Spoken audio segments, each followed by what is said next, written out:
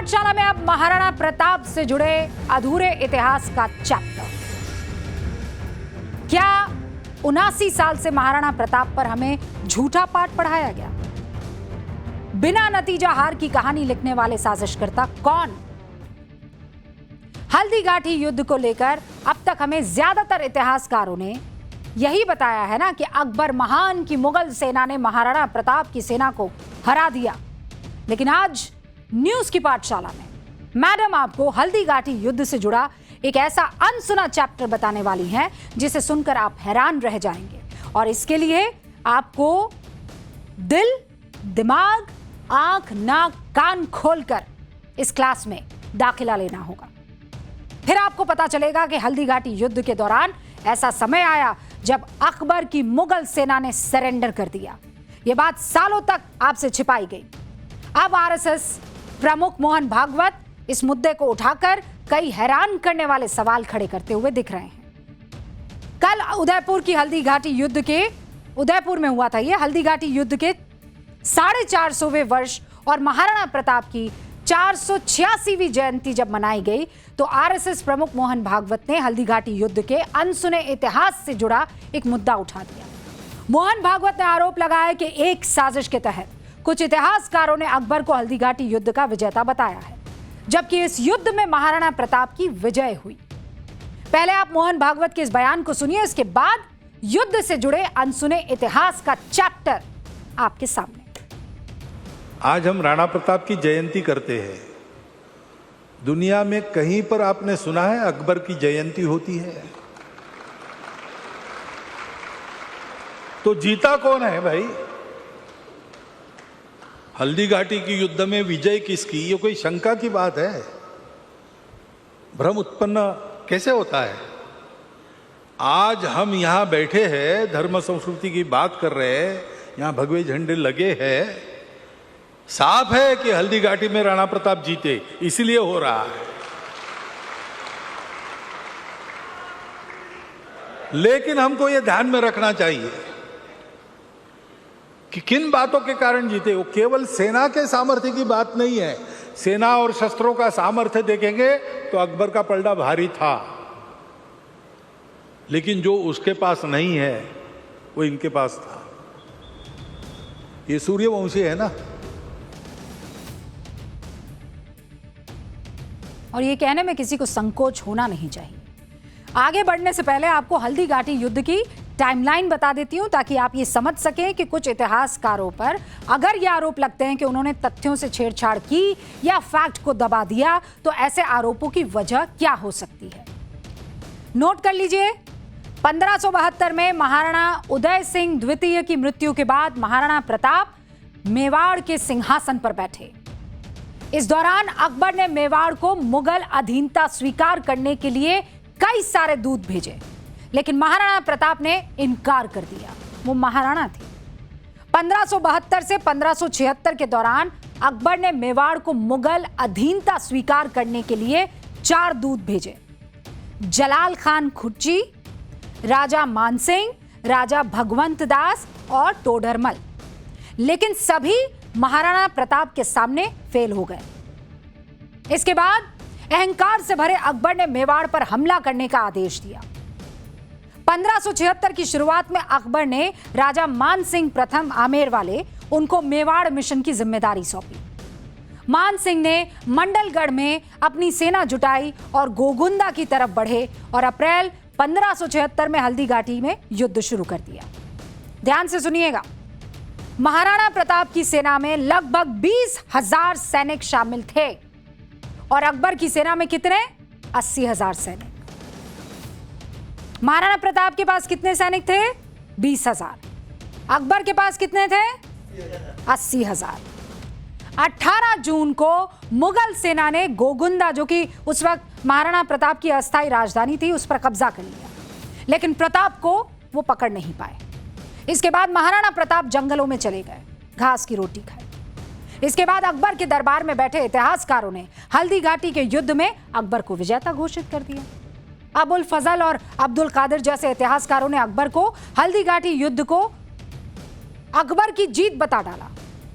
यहां तक कि इतिहास अब तक हम जितना भी सिलेबस पढ़ते आए हैं, हमारे बच्चों ने जो पढ़ा, हमारे माँ बाप ने जो पढ़ा, सारे किस्से और कहानी जो रटवाए हमसे गए, उसमें क्या था?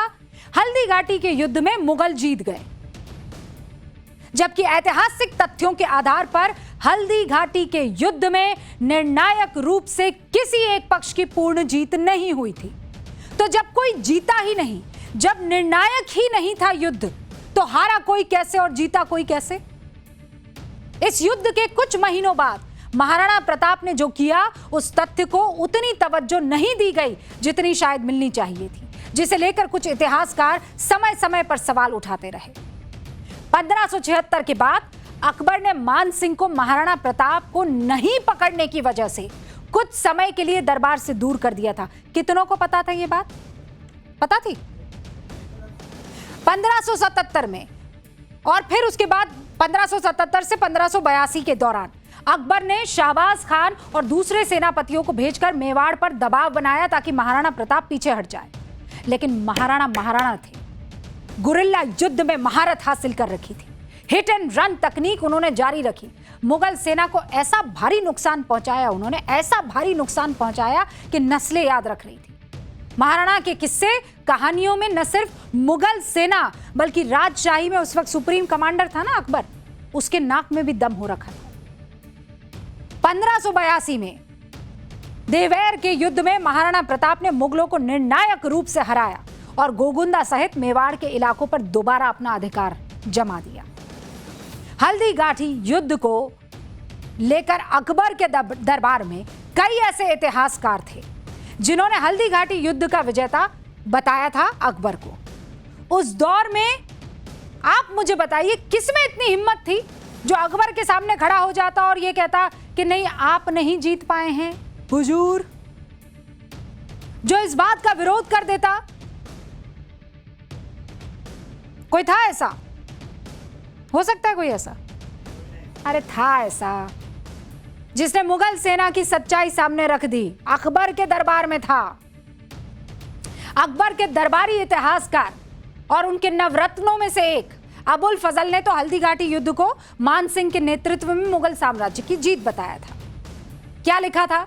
मुगल सेना ने हल्दी घाटी के मैदान पर कब्जा किया, मेवाड़ी सेना को भारी नुकसान हुआ, महाराणा प्रताप घायल होकर पीछे हटे। जबकि दूसरे मुगल इतिहासकार अब्दुल कादिर बदायूनी ने लिखा कि मुगल सेना की जो अग्रिम टुकड़ी थी वो पूरी तरह से हार गई। हल्दी घाटी के ऊबड़ खाबड़ इलाके और घुमावदार रास्तों के कारण मुगल सेना बिखर गई। ये किसी और ने नहीं, अब्दुल कादिर बदायूनी ने लिखा है। अकबर ने मान सिंह और आसफ खान पर नाराजगी जताई, डिमोट कर दिया। आज भी कई इतिहासकार मानते हैं कि हल्दी घाटी के युद्ध में महाराणा प्रताप की सेना अकबर की विशाल सेना पर भारी पड़ी थी। सुन लीजिए आप। कि अकबर को समझ में आ गया कि हम हल्दी घाटी हारे हैं। फिर आप देखिए कि जो बदायूनी इस युद्ध में मौजूद था, वो यहां से जाते हुए लिखता है कि जब हल्दी घाटी से मैं सीकरी तक गया तब किसी ने भी ये विश्वास नहीं किया कि प्रताप हार गए। और हल्दी घाटी युद्ध की एकमात्र उपलब्धि राम प्रसाद हाथी था। क्या लिख रहा है बदायूनी? एकमात्र उपलब्धि, और कोई उपलब्धि नहीं है।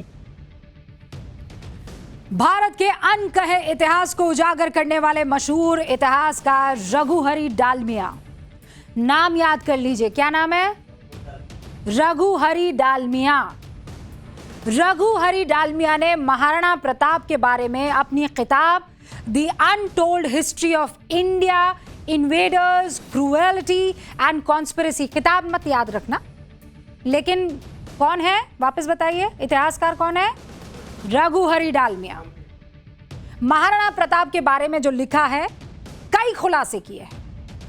उन्होंने लिखा है कि मुगल सेना को अपने से लगभग 4 गुना छोटी सेना के हाथों बुरी तरह से पराजित होना पड़ा। हालांकि मेवाड़ को भी भारी क्षति उठानी पड़ी। हल्दी घाटी के युद्ध के परिणाम से निराश होकर अकबर ने मान सिंह और आसफ खान को पदावनत यानी कि डिमोट कर दिया। यही बात मुगल इतिहासकार अब्दुल कादिर बदायूनी ने भी लिखी है। इसके आगे रघुहरि डालमिया लिखते हैं कि नवंबर 1576 में अकबर एक विशाल सेना लेकर गोगुंदा पहुंचा था। यदि वो हल्दी घाटी का युद्ध जीत गया तो उसे उसी क्षेत्र पर दोबारा आक्रमण करने की क्या जरूरत थी? फिर गोगुंदा क्यों पहुंचा? मार्च 1576 में मान सिंह और आसिफ खान गोगुंदा क्षेत्र में फंस गए। उनके सैकड़ों सैनिक भूख और बीमारी से मर गए। अकबर को उन्हें वापस बुलाना पड़ा। उनकी इस विफलता के कारण उन्हें फिर से पदावनत यानी कि डिमोट कर दिया गया। अकबर और प्रताप दोनों ने यह समझ लिया था कि सिसोदिया सेना की पर्वतीय युद्ध कौशल यानी गुरिल्ला तकनीक का मुगलों के पास कोई जवाब नहीं। इससे सिद्ध होता है कि हल्दी घाटी का युद्ध किसी निर्णायक परिणाम के बिना समाप्त हुआ। आप और मैं लड़े, जीता कौन किसी को नहीं पता, हारा कौन किसी को नहीं पता, तो फिर मुगल हल्दी घाटी कैसे जीत गए? अब मोहन भागवत के इसी पहलू को उठाने पर त्राहिमाम मचा हुआ है। दुनिया भर के इतिहासकारों में हलचल मच गई है। हल्दी घाटी युद्ध को लेकर ब्रिटिश इतिहासकार कर्नल जेम्स टॉड, ब्रिटिश इतिहासकार का नाम क्या हुआ? कर्नल जेम्स टॉड, उन्होंने भी कई हैरान करने वाले खुलासे किए हैं। उन्होंने अपनी किताब annals and antiquities of Rajasthan में हल्दी घाटी को मेवाड़ का थर्मोपाइल कहा है। ग्रीक भाषा में थर्मोपाइल का अर्थ है गर्म द्वार, जिसमें मुगल सेना फंस गई। कर्नल जेम्स टॉड लिखते हैं कि छोटी मेवाड़ी सेना द्वारा बड़ी मुगल सेना को भारी क्षति पहुंचाई गई। युद्ध क्षेत्र मुगलों के पास रहने के बावजूद इसे निर्णायक हार नहीं माना, बल्कि महाराणा प्रताप की वीरता के बारे में टॉड ने बताया। बाद में देवेर के युद्ध को मेवाड़ का मैराथन कहा गया, जिसमें मुगलों को भारी नुकसान उठाना पड़ा, क्योंकि गुरिल्ला वॉर में महाराणा प्रताप सा कोई नहीं था। यह बात आप तक पहुंचाई ही नहीं गई। और आपको यह जानकर हैरानी होगी, अकबर के दरबार में एक कवि था। पता है आप सबको? अकबर के दरबार में एक कवि था। कवि का नाम था दुर्सा आढ़ा। क्या नाम था? दुर्सा आढ़ा। दुर्सा आढ़ा ने अकबर के दरबार में महाराणा प्रताप की वीरता की प्रशंसा की थी। दुर्सा आढ़ा ने महाराणा प्रताप की वीरता पर एक संकलन लिखा था, जिसमें 76 सोरठ यानी दोहे लिखे थे। दुर्सा आढ़ा ने अकबर की तुलना में महाराणा प्रताप के स्वाभिमान, वीरता, धर्म रक्षा और स्वाधीनता को श्रेष्ठ बताया था।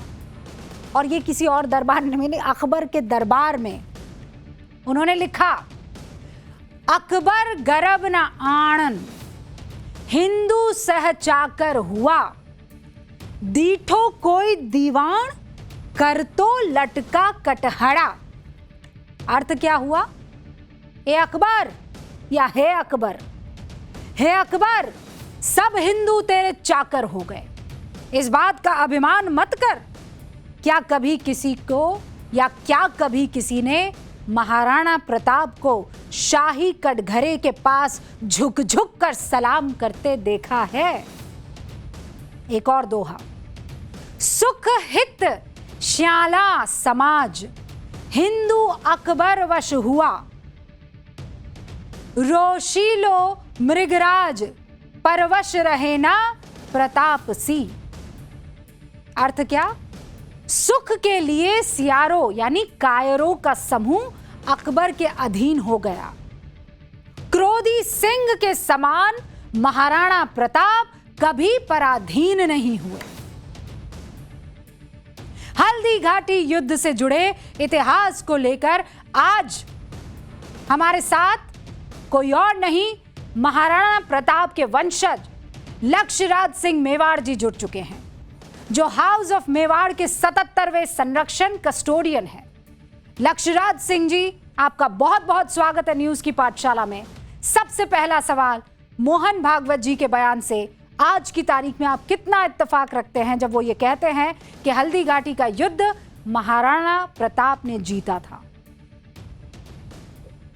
नहीं, मैं पूरी तरीके से उस बात से मैं इत्तेफाक रखता हूं। और अब ये हमारे लिए बड़ी खुशी की बात है कि ये चीजें जो है वो खुलकर जो है वो कही जा रही हैं, और खास तौर के ऊपर सही मंचों से और सही व्यक्ति विशेष से जो है ये बात की जा रही है। और इसके पहले भी मैं एक बात ये जरूर कहना चाहूंगा कि ये बात और किसी दिन के ऊपर नहीं कही गई। महाराणा प्रताप के जो है वो जन्म जयंती के ऊपर ज्येष्ठ शुक्ल तृतीया को इस बात को कहा गया, जो कि हम लोग इतने समय से जो है वो गुहार लगा रहे हैं, दरख्वास्त कर रहे हैं कि जो महाराणा प्रताप की जयंती हो उसको हम लोग उनकी तिथि के हिसाब से, पंचांग के हिसाब से जो है वो और मनाई वो जाए। तो कल हुआ ही सबसे है, पहले लेकिन तो मुझे इस बात- लक्ष्यराज जी, ये जो इतिहासकार पढ़ाते आए हैं, आप तो महाराणा प्रताप के वंशज हैं, सरकार से क्या डिमांड करेंगे कि सिलेबस में आज जो बात हो रही है कि हल्दी घाटी तो इनकंक्लूसिव था, तो जीता कैसे कोई, उसे बदला जाए? बिल्कुल, मैं ये जरूर गुहार लगाऊंगा, और मैं मानता हूं कि कल के पावन अवसर के ऊपर इस बात की शुरुआत भी हुई। इससे अच्छा दिन, इससे अच्छा मंच जो है और इससे अच्छा स्थान और व्यक्ति विशेष हमको नहीं मिल सकते थे जिन्होंने इस चीज के बारे में चर्चा करी। जी, बहुत बहुत शुक्रिया। तो यहाँ बड़ा ऐलान उन्होंने कर दिया है कि हम तो कहेंगे सिलेबस को बदल दिया जाना चाहिए।